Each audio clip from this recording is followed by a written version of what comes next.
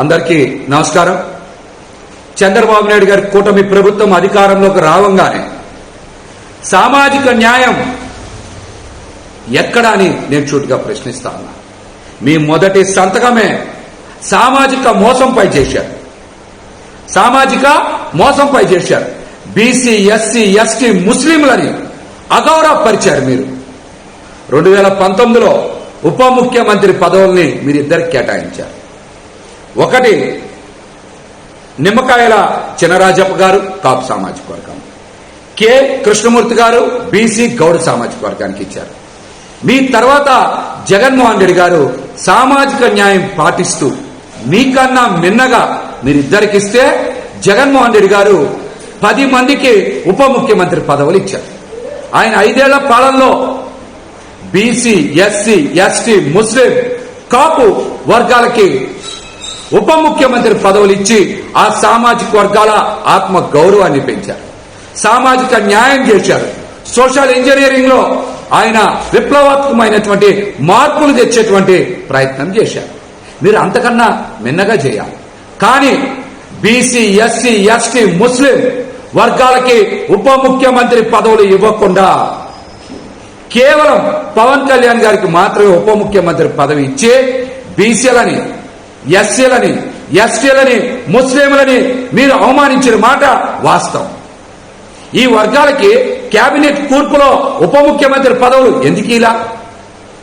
గతంలో మీరు ఒక బీసీకి, ఒక కాపు సామాజిక వర్గానికి చెందిన వారికి ఉప ముఖ్యమంత్రి పదవి ఇచ్చారు కదా.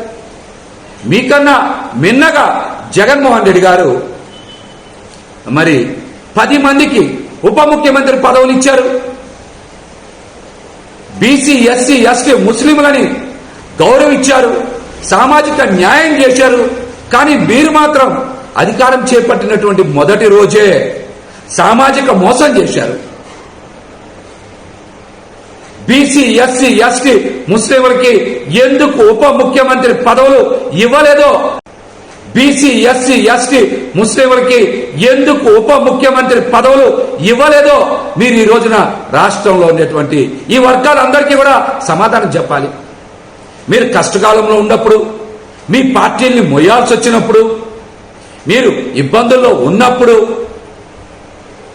మీకేమో కేసులు పెట్టించుకోవాల్సి వచ్చినప్పుడు బీసీలు, ఎస్సీలు, ఎస్టీలు, ముస్లింలు, కాపులు అందరూ కావాలి మీకు.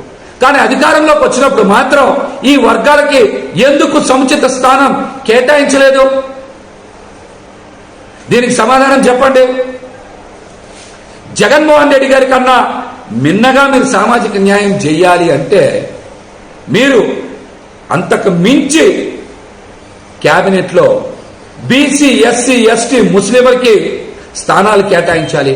కేటాయించకుండా ఉప ముఖ్యమంత్రి హోదానే ఈ వర్గాలకు ఇవ్వలేదంటే మీరు బీసీ, ఎస్సీ, ఎస్టీ, ముస్లింలని అవమానించినట్టే కదా. ఈ విషయం మీద మీరు రాష్ట్ర ప్రజలతో పాటు ఈ వర్గాలకు కూడా సమాధానం ఇవ్వాలని మేమైతే డిమాండ్ చేస్తా ఉన్నాం.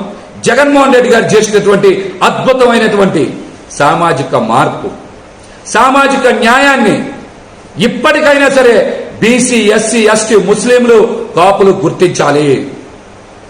అత్యధిక స్థానాలు కాపు సామాజిక వర్గాన్ని కూడా కేటాయించింది జగన్మోహన్ రెడ్డి గారు అన్న వాస్తవాన్ని గ్రహించాలని కూడా ఈ సందర్భంగా నేనైతే తెలియజేస్తా ఉన్నా. Please subscribe .news.